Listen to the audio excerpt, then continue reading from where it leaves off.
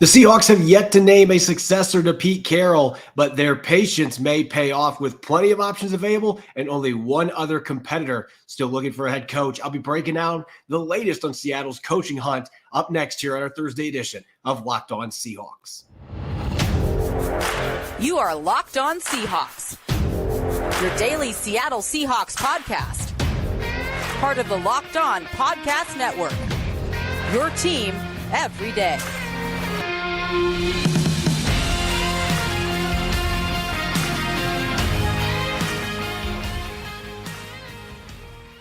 Greetings, 12. This is Corbin Smith, host of the Locked On Seahawks podcast, your daily Seahawks podcast, part of the Locked On Podcast Network, your team every day. A special thanks to all the 12s out there, whether you're listening in Edmonds, Washington, or Overland Park, Kansas. We greatly appreciate each and every one of you for making Locked On Seahawks your first listen 5 days a week. The Seahawks still don't have a new head coach, but things may be trending in an ideal direction for John Schneider, Jody Allen and company as they pursue a replacement for Pete Carroll. I'll be providing the latest updates on the NFL coaching carousel and why the Seahawks may be sitting pretty here heading towards championship weekend as they continue to vet candidates for that coaching position. Plus, we'll have a close look at the upcoming pending free agents for the Seahawks, as well as the edge and outside linebacker group report card. Jam-packed episode coming your way, courtesy of Prize Picks, the easiest and most exciting way to play daily fantasy sports. Go to prizepicks.com/LockedOnNFL and use the code all lowercase LockedOnNFL for a first deposit match up to $100. Now for your lead story here on our Thursday edition of Locked On Seahawks. And then there were two. That's all the vacancies that remain for head coaches in the NFL after today. A busy morning and afternoon.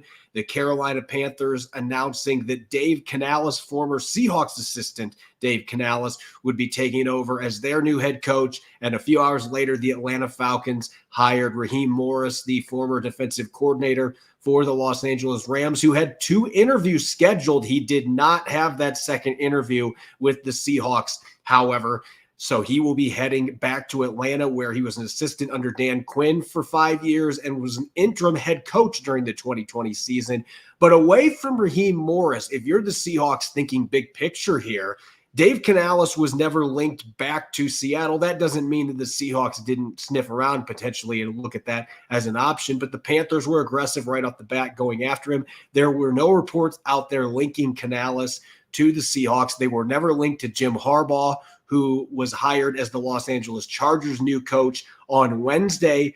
Morris is the only coach that they have interviewed that has taken a job with any of the other teams that were pursuing a new head coach. And you look at where things stand now, only the Commanders and the Seahawks remain among the 7 teams that had coaching openings going into this year's carousel. As I said, Jim Harbaugh going to LA or returning to the NFL, Raheem Morris with the Falcons, Dave Canales with the Panthers. Gerard Mayo basically became the Patriots coach before Bill Belichick even officially was out the door, and Brian Callahan going to the Tennessee Titans to bring them an offensive-minded coach. But again, only one of the coaches I just mentioned there, Raheem Morris, had an interview with the Seattle Seahawks. And so John Schneider, Jody Allen, everybody else that's involved in this head coaching search process has to be really excited about where things stand right now, because clearly, aside from Raheem Morris, none of the coaches that they were vetting for this job, none of them have been hired. They are still available, all of those candidates.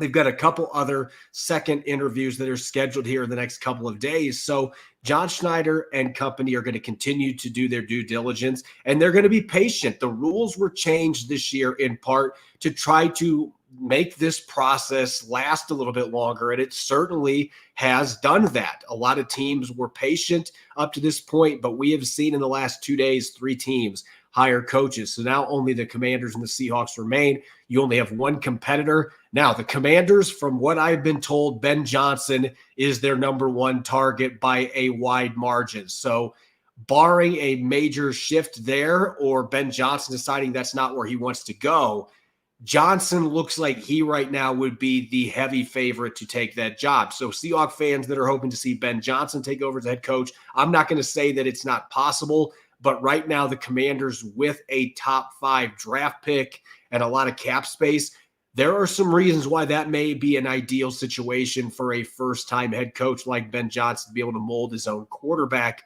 in the nation's capital. So we'll see what happens on that front. The Seahawks have had one interview with Ben Johnson, but you look at the rest of the available candidates that the Seahawks can choose from. Again, options aplenty here. Ben Johnson leading the offensive coaches. I've still got Frank Smith high on my list, although based on discussions I've had, I'm not really expecting to see him continue to be in the mix for the Seahawks. He had one interview, but he is a guy that I have a lot of respect for. Bobby Slowick. Now, if Ben Johnson is going to be hired by the Commanders, Bobby Slowick, the only opportunity he has to be a head coach is in Seattle. So maybe now the Seahawks take a second look at him. And Mike Kafka from the Giants, he had a second interview with the Seahawks this week. So clearly they are interested in the former Chiefs quarterback coach who worked with Patrick Mahomes and is considered one of the best bright young offensive minds out there. On the defensive side of the football, though, this is really where you can strike gold. If you want a defensive coach, Mike Macdonald is still out there. And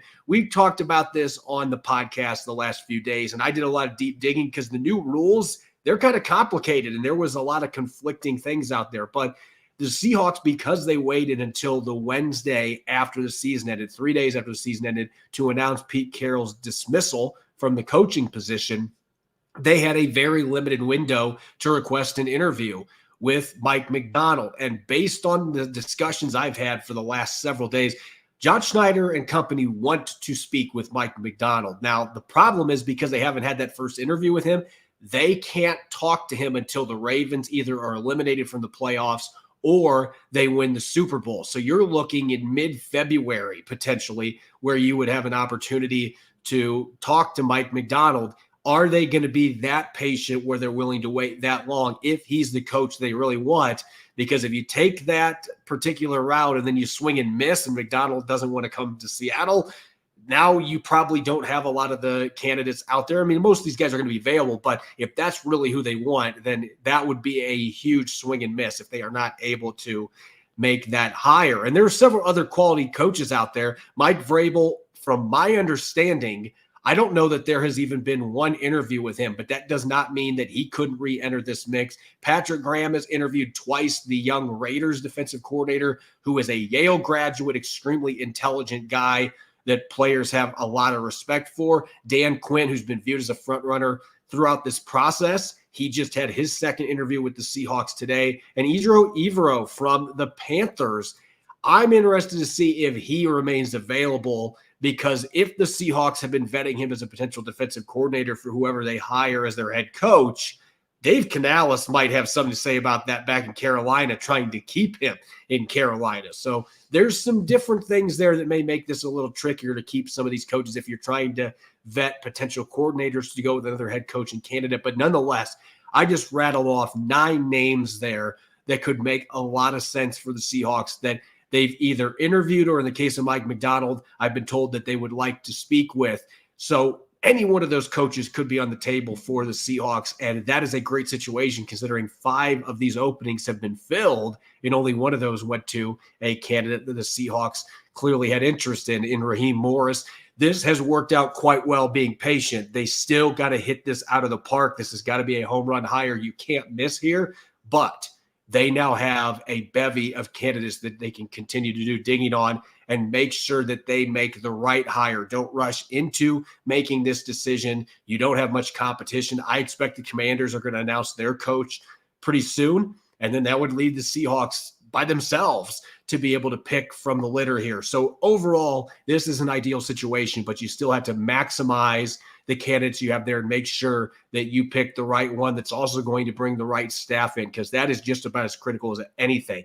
You got to have a good head coach, but you also got to have a head coach that brings a quality coaching staff with him. So those are things that John Schneider, Jody Allen, and the rest of the front office are looking at right now. They've got to be really happy with how this has played out, with the quality candidates that are still available for them to choose from to replace Pete Carroll. Coming up next, free agency, a little over a month away, but it's time to take a first glance at who will be heading towards free agency for the Seahawks. We'll be talking unrestricted free agents, restricted free agents, and exclusive rights free agents. Don't go away. You're listening to the Thursday edition of Locked On Seahawks.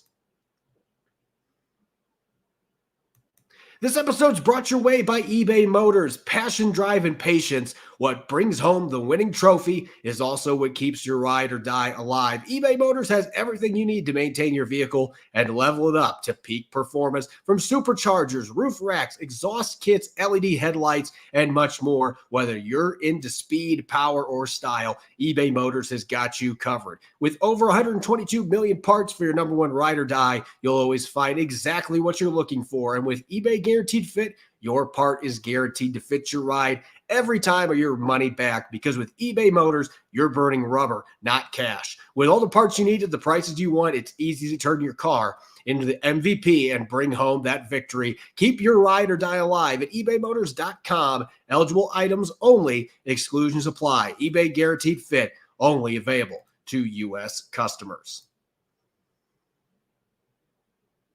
You're listening to the Thursday edition of Locked On Seahawks. I'm your host, Corbin Smith. A special thanks to each and every one of the 12s out there for tuning in here on this Thursday night and making Locked On Seahawks your first listen 5 days a week. We greatly appreciate it. Make sure to check out Locked On's first ever national sports 24/7 streaming channel on YouTube. Locked On Sports Today offers you 24/7 coverage with the top sports stories of the day. We got our local experts of Locked On, plus national shows covering every league. Go to Locked On Sports Today on YouTube and subscribe to the first ever national sports 24/7 streaming channel. Over the past few weeks, all the discussion in Seattle has been about the head coaching spot, and understandably so. This is a massive decision for the present and future of the Seattle Seahawks. But John Schneider's got more on his plate than just finding that next head coach. As the general manager and now the sole director of player personnel, he's going to have some difficult decisions to make coming up in free agency. The Seahawks currently do not have an ideal salary cap situation. Now, when we had Brad Spielberger of PFF on here last week, as he said, there are a lot of quick, easy ways the Seahawks can get themselves in a much better salary cap position. They are far from the worst situated team in that regard, but still, negative effective cap space as of right now projected for the Seahawks. So there's going to be some difficult decisions. They're not going to be able to keep everybody. And there are some really solid football players that are on their list of free agents. Let's start with the unrestricted free agents. And these are the players that on March 13th, if the Seahawks have not agreed to a contract with them before the first day of the league year, they will be free to sign with whoever they want, and the Seahawks can't do anything about it. These guys truly are unrestricted. If they want to go sign in Tennessee, they can go sign in Tennessee. They can go wherever they want, and the Seahawks don't have any ability to stop them from signing elsewhere. So let's look at the cast of characters here. This year's unrestricted free agents, the Seahawks currently have 14 players that are scheduled, and this is actually kind of a small number. A few years ago, they had 24 unrestricted free agents, but even though it's a smaller list, there are a lot of notable names on here, particularly on the defensive side of the football. 3 players jump out immediately: Leonard Williams, Bobby Wagner, Jordan Brooks. All 3 of those players will be unrestricted free agents on March 13th.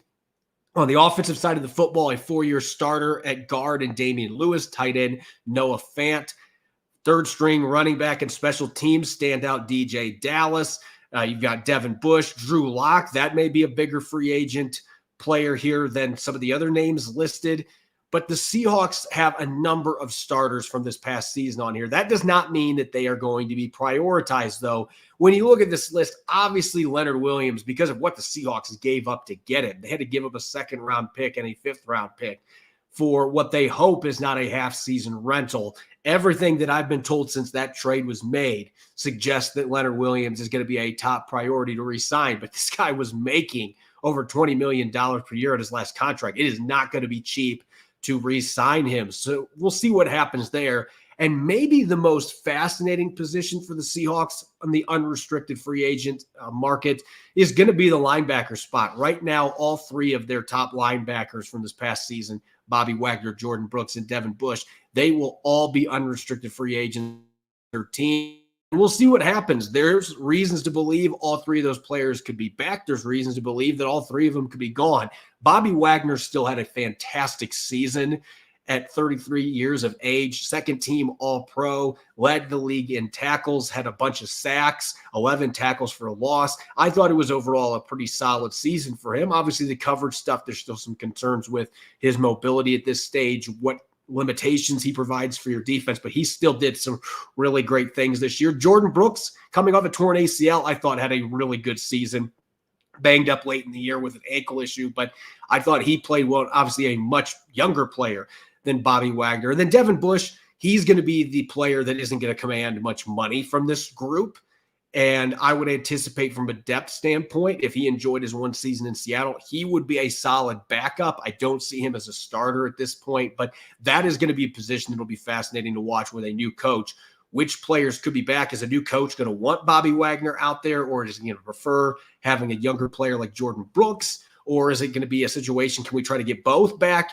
That spot is going to be fascinating. And then on the offensive side, Damian Lewis, 4-year starters at guard, typically when they hit free agency, they command quite a bit of money. And I anticipate there's going to be a lot of interest around the league. Are the Seahawks going to be able to pay anything close to what his market value is going to be? And do they want to pay that price? Same thing with Noah Fant. He had one of his worst seasons statistically last year, but a lot of it wasn't his fault. The Seahawks were not using tight ends. You could say that about Colby Parkinson to a lesser extent too, but those guys, I'm going to be curious to see how the market evaluates them, how other teams evaluate them, because if they don't get a flurry of money thrown at them early from other teams, Seattle could potentially bring both those guys back on short-term deals at a much lower price, and then the tight end group is looking pretty solid. So there's a lot of unrestricted free agents here where it feels like there's big question marks. Even with Leonard Williams, that price tag, are the Seahawks going to be able to pay that? Do they want to pay that for a guy that's soon going to be 30 years old?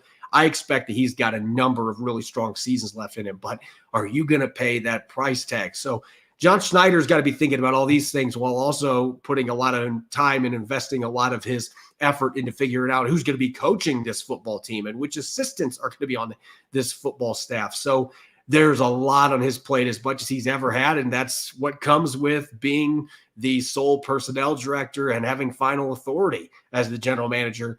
You've got a lot on your plate. And then you look at the restricted and exclusive rights free agents for the Seahawks. And just to explain briefly, restricted free agents, they have the ability to be signed to offer sheets by other teams, but the Seahawks also have the flexibility to be able to match. And they can also give tenders on these players that would bring back draft picks. There's first and second round tenders. There's original round tenders. Undrafted free agents, you don't get draft picks back because they weren't drafted.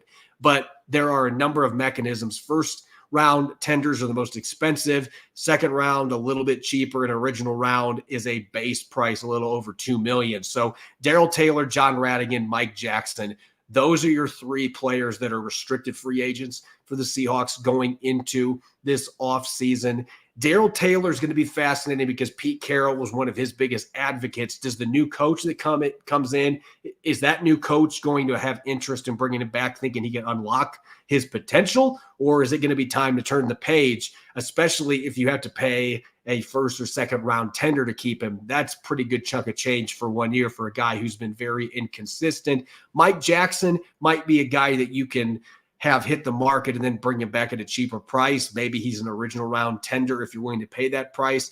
But assuming he's not going to be a starter next year, that might be too expensive for a guy that's a role player. And as for John Radigan, a lot of it depends what happens with the other linebackers. If Seattle loses 2 or 3 of their veteran linebackers, John Radigan might be brought back on a tender just out of necessity. As far as the exclusive rights free agents, basically those players, if the Seahawks want to keep them, they just sign them to a tender for next year. Other teams don't have the ability to sign them unless the Seahawks don't give them a tender and then they let them hit free agency. So that would be Josh Oniogu, who's coming off an injury, Jake Curhan, Brady Russell, who could have a role on this team if they lose a tight end or two in free agency, safety Ty Okada, linebacker Patrick O'Connell, and then the 2 tackles, Raekwon O'Neal and McClendon Curtis, who the Seahawks signed off of other practice squads when Abraham Lucas got hurt in week 1. Charles Cross got banged up in that game too.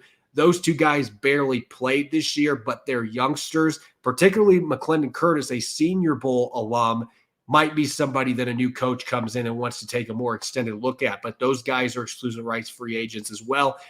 these guys are going to be cheap to re-sign. You just give them their tenders, and then you bring them back. Nobody else can sign them. So we'll see how many of those players they bring back, and maybe some of them come back on an even cheaper deal if they are not tendered. That happens a lot with exclusive rights free agents that are typically your bottom of the roster players. Nonetheless, a lot of decisions for John Schneider and the rest of the front office to make with unrestricted, restricted, and exclusive rights free agents. That'll be coming up here in the next few weeks. They're already working on these things behind the scenes while also trying to find a new coach. A lot on the table for John Schneider and company. Up next, going to continue our report card for the end of the season. Go to the defensive side, the edge and outside linebacker groups. Don't go away. You're listening to the Thursday edition of Locked On Seahawks. This episode is brought your way by FanDuel. The NFL playoffs are heading into championship weekend, but there's still time to get in the action with FanDuel, America's #1 sportsbook. Right now, new customers get $150 in bonus bets with any winning $5 moneyline bet. That's $150. If you've been thinking about joining FanDuel, there's no better time to get in the action than championship weekend. The app is so easy to use. There's a wide range of betting options that can be found in the Parlay Hub, including spreads such as the Lions being a slim underdog on the road against the 49ers, player props, including Jared Goff's passing touchdown totals against a stingy San Francisco defense, over-unders, and much more. Visit FanDuel.com/lockedon and make your first bet a layup. FanDuel, official partner of the NFL. You're listening to the Thursday edition of Locked On Seahawks. This is Corbin Smith, your host. A special thanks to all the 12s. Thank you for tuning in and making Locked On Seahawks your first listen 5 days a week. We greatly appreciate it. Continuing our end of season report card yesterday, we were talking about the running back position. We've looked at quarterbacks as well as defensive tackles. Going back to the defensive side of the football, expectations were really high at the edge rusher positions with 2 second-round picks in the last couple of years, Boye Mafe, and then this year, Derek Hall, a former second-round pick in Darrell Taylor that finished last year with a flurry, 6 sacks in the last 6 games for the Seahawks. A lot of people were wondering if that was a precursor for his true breakout season. And, of course, Uchenna Nwosu, who was a Pro Bowl alternate and got a massive contract early in training camp. This was a group that there were very high expectations for. Unfortunately, aside from one player, those expectations weren't necessarily met, and there was some disappointment with some of the young players on this roster. But one player who wasn't a disappointment, to me, the biggest takeaway as far as what went right, a breakout for Boye Mafe. He leads the team with 9 sacks. He had 7 straight games, a franchise record, with a sack. He cooled off some towards the end of the season, but he did have a 2-sack game against the Titans in week 16, and he nearly got to the double-digit mark. He had almost 60 quarterback pressures this year, and he still made some quality plays against the run, even if he wasn't quite as good as he was as a rookie in that regard. But still, a breakout year, and this guy is still learning the intricacies of playing this position. He is still a fairly raw player. You're hoping that he's going to have the proper coaching to be able to take that next step in his 3rd season and maybe become an all-pro, Pro Bowl caliber player, which he showed flashes of being this year.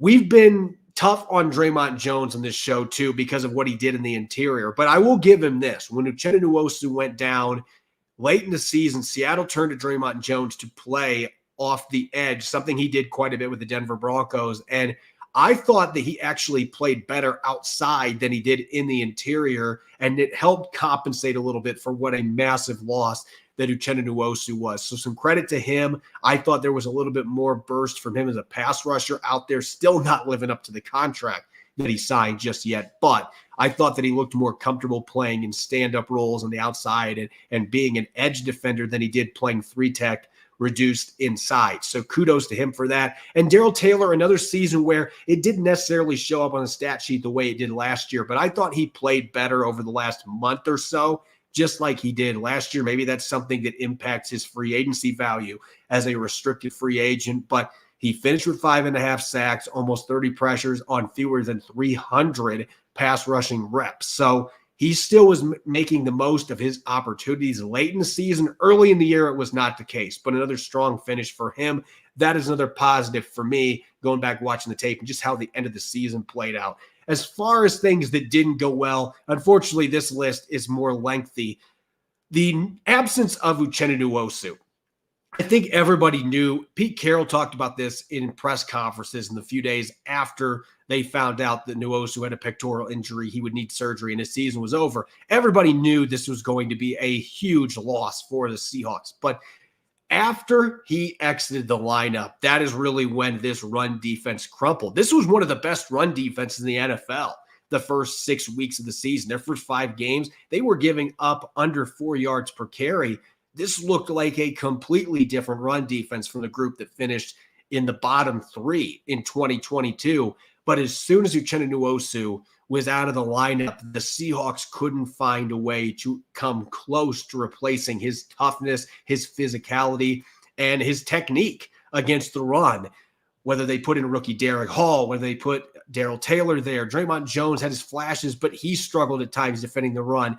They didn't have anybody else that they could plug into that position. Frank Clark was basically a non-factor for the month and a half that he was with the team for his second stint. Looks like there's very little left in the tank. They struggled to replace him. To me, that was the biggest negative story with this edge rushing group. Defending the run and rushing the passer, they couldn't find that complementary piece to go with Boye Mafe once Uchenna Nwosu was out, and that was a big issue. You look at the youngsters too. I feel like overall the development from Darrell Taylor, he's been finishing season strong this year, not as much as last year, but why he can't for 2 months put anything together, that has been a consistent issue. He has been a slow starter. His run defense has been shaky at best ever since coming to the NFL. And he has said time and time again, he's going to commit more to that. It just hasn't shown up on the film. And then Derek Hall. I think Derek Hall's got a bright future, but this was a difficult rookie season for him. 11 pressures and no sacks. There weren't many contributions from him as a pass rusher. When he got his opportunities, he missed a fair number of tackles. He struggled to get off blocks at times. Those are 2 players you were really hoping to see. In the case of Derek Hall, you were hoping that he was going to be more of a key contributor as a rookie. And Darrell Taylor, you were really hoping, can he become that third standout rusher and a better run defender for us this year? And those things just didn't come together. They didn't have any other young rushers. They lost Tyreek Smith, who was on the practice squad most of the year, went to the Cardinals late in the season, so he's no longer with the team. They didn't get a chance to see what he could do beyond playing in 1 game this year. So the depth concerns, to me, that was a huge problem. Even before Uchenna Nwosu's injury, there was thin depth there, and they weren't able to fill the void at all with that lack of depth that they had at that position. So that's still an area that they absolutely have got to find more players that they can rotate, and they got to hope that some of the guys on the roster, whether Darrell Taylor's here or not, Derek Hall, even Boye Mafe, what's that next step look like for you? To me, that is going to be crucial for the future of this defense, regardless of who becomes the head coach. As far as grades are concerned, this was a very top-heavy grading system for me this year. I thought Boye Mafe was not quite as effective late in the season. He didn't have the same juice rushing the passer. Still had quite a few pressures in the second half of the season, though. And the fact he almost got to 60 pressures and double-digit sacks, it was a standout year for him. So a rock-solid B, an 85.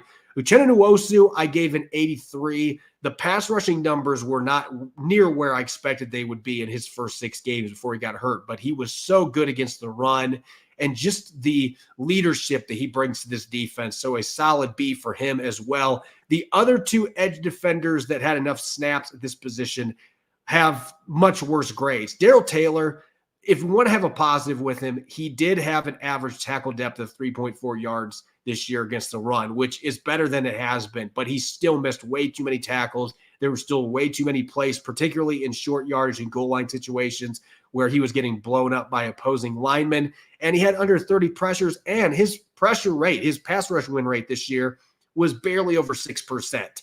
That just isn't going to cut it for a guy whose strength is supposed to be rushing the passer. As for Derek Hall, there were flashes. He had some nice tackles for loss in the backfield, but in between those occasional flashes, there were long stretches where he really was non-existent on defense. He did give them some punch on special teams, so kudos there, but they need him to take a massive step forward next year for the new coaching staff, and he can be able impact rushing the passer, which he really didn't do much at all as a rookie. And his run defense, he's got to be more consistent. There's been more flashes from him than Darrell Taylor, but there's also still been a lot of negative plays that need to be cleaned up for him to get a bigger role on this defense moving forward. As always, you can follow me on X and Threads at Corbin Smith NFL. Make sure to follow and subscribe Locked On Seahawks on YouTube and wherever you listen to your podcast to ensure you don't miss a single episode. Coming up tomorrow, I'll be rejoined by Nick Lee after missing last week's Blue Friday episode. We will be diving into whether or not teams like the Seahawks are focusing too much on offensive and defensive coordinators in their coaching search and much more. Make sure you're listening in and enjoy the rest of your Thursday night. Go Hawks.